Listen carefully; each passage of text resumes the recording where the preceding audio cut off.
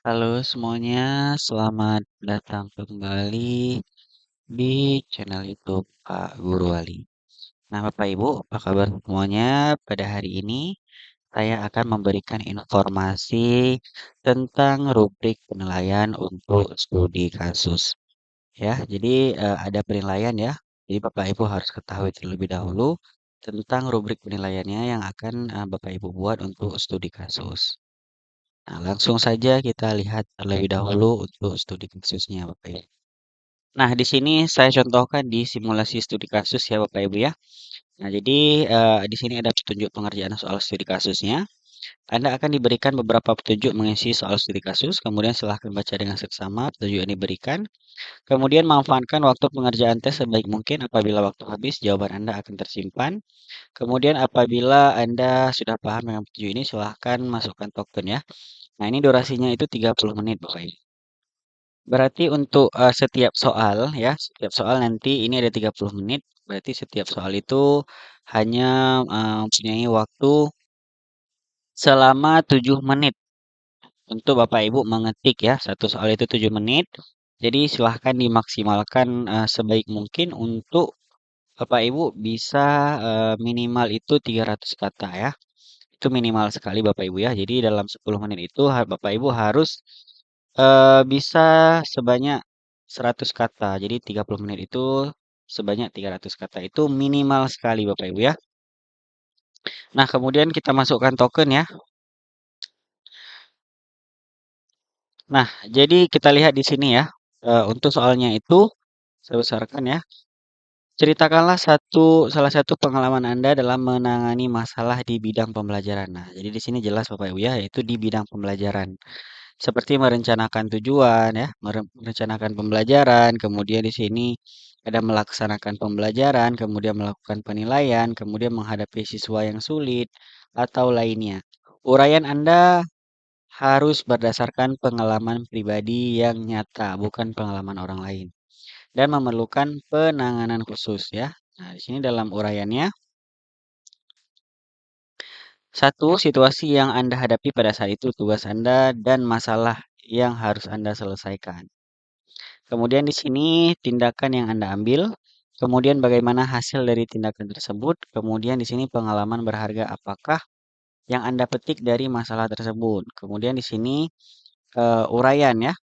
Di sini uraian Anda tidak kurang dari setengah halaman ya. Nah, di sini sudah ditingkatkan sebanyak 350 kata ya.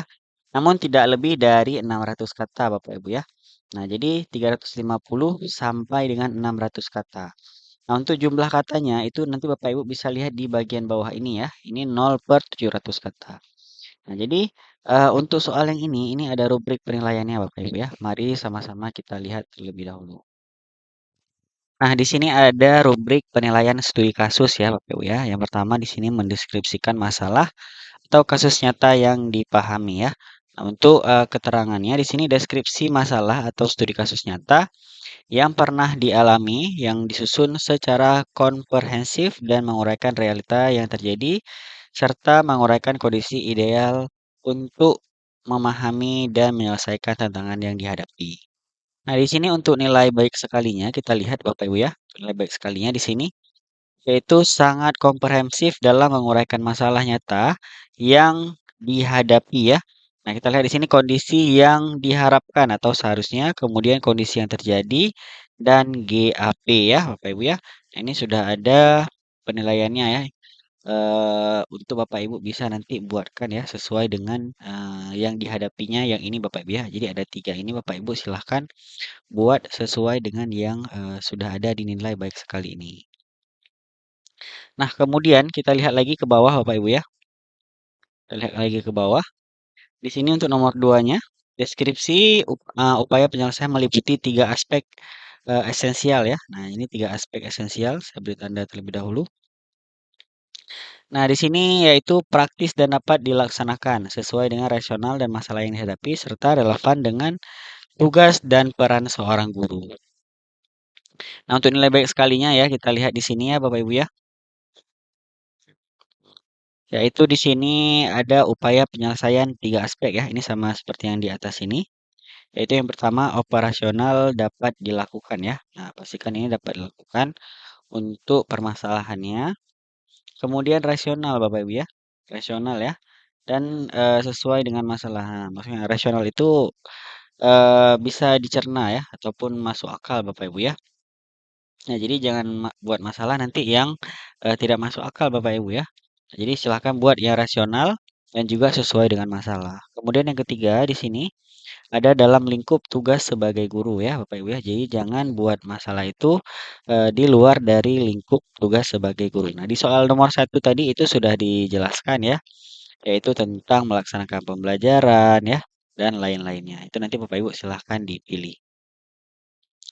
Nah, kemudian ya, kita lanjut ke soal nomor selanjutnya ya.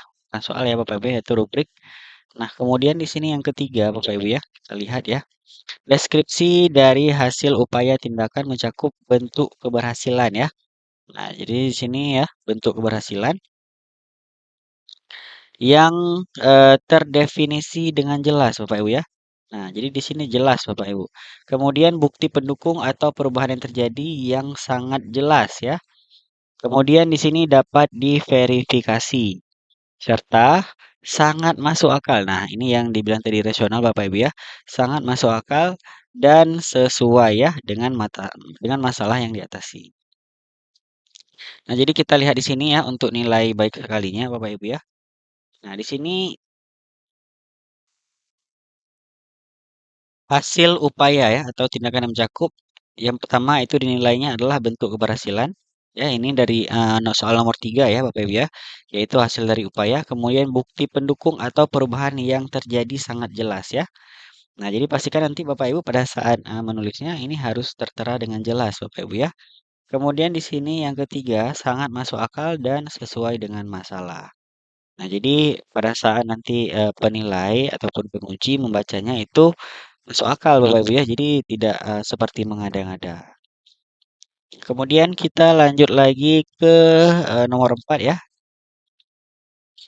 Nah, untuk studi kasus ini tidak banyak Bapak Ibu ya, untuk rubriknya ini hanya 4 karena hanya tersedia 4 soal ya.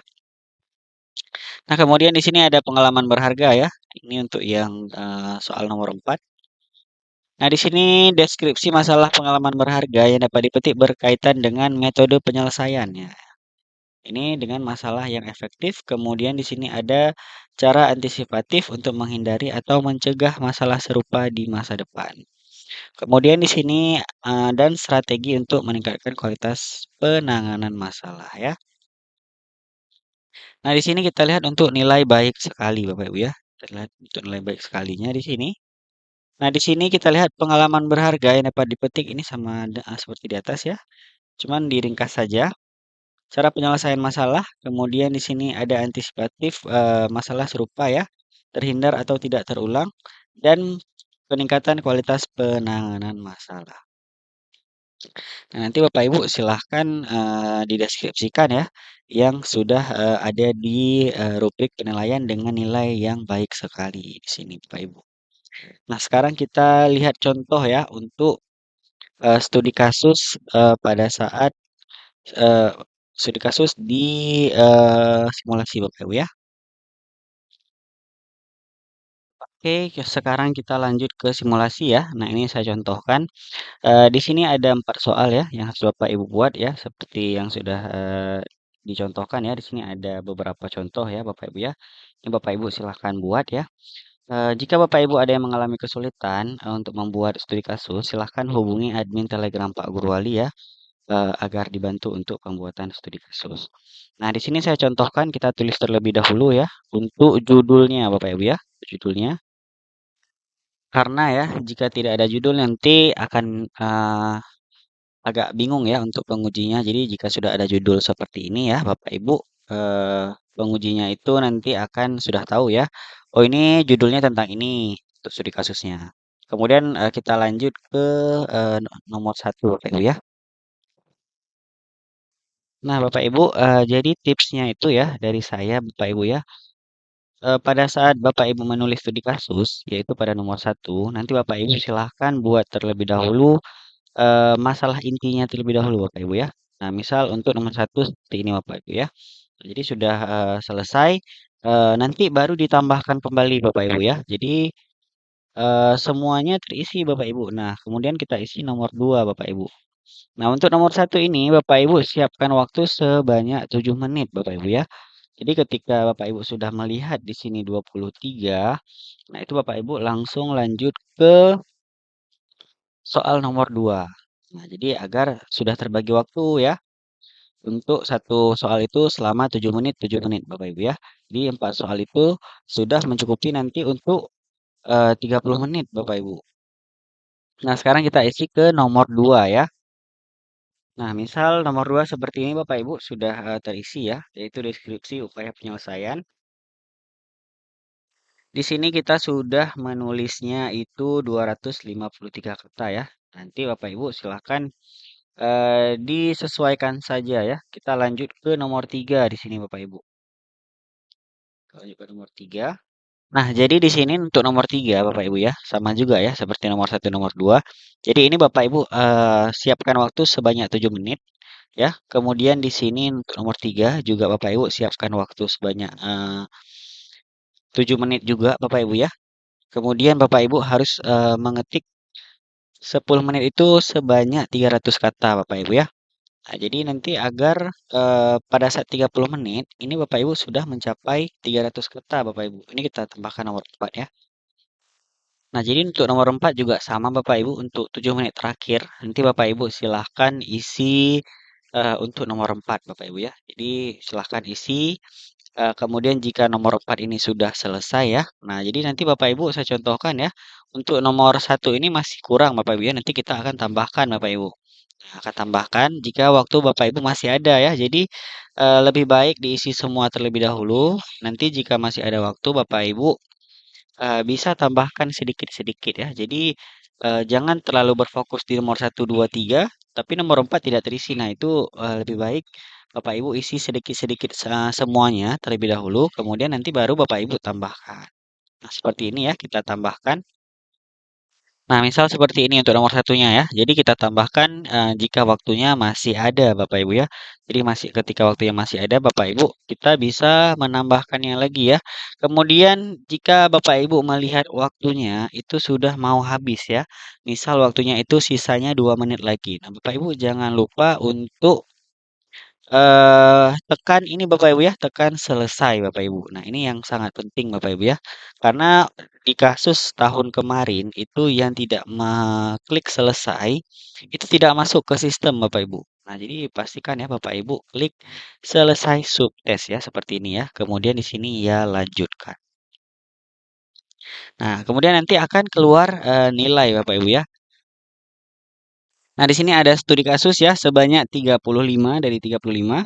Kemudian pengembangan diri ini untuk studi kasus ya 129 dari 150 ya. Nah, jadi jika nilainya perlu 150, ini hanya simulasi Bapak Ibu ya. Bapak Ibu harus mengetik sebanyak 600 kata ya. Nah, ini tadi sekitar 550 kata Bapak Ibu ya. Itu nilainya 129. Nah, seperti itu Bapak Ibu untuk tips Bapak Ibu dalam membuat ataupun nanti mengikuti studi kasus pada saat ujian UTBK. Terima kasih kepada Bapak Ibu yang telah menonton video ini. Bagi Bapak Ibu yang menyukai video ini, silahkan klik tombol like ya. Kemudian jangan lupa untuk share video ini jika Bapak Ibu merasa video ini bermanfaat. Dan juga jangan lupa untuk klik tombol subscribe agar membantu channel YouTube Pak Guru Wali terus berkembang. Serta Bapak Ibu akan mendapatkan informasi terbaru dari channel YouTube Pak Guru Wali. Sampai jumpa di video selanjutnya.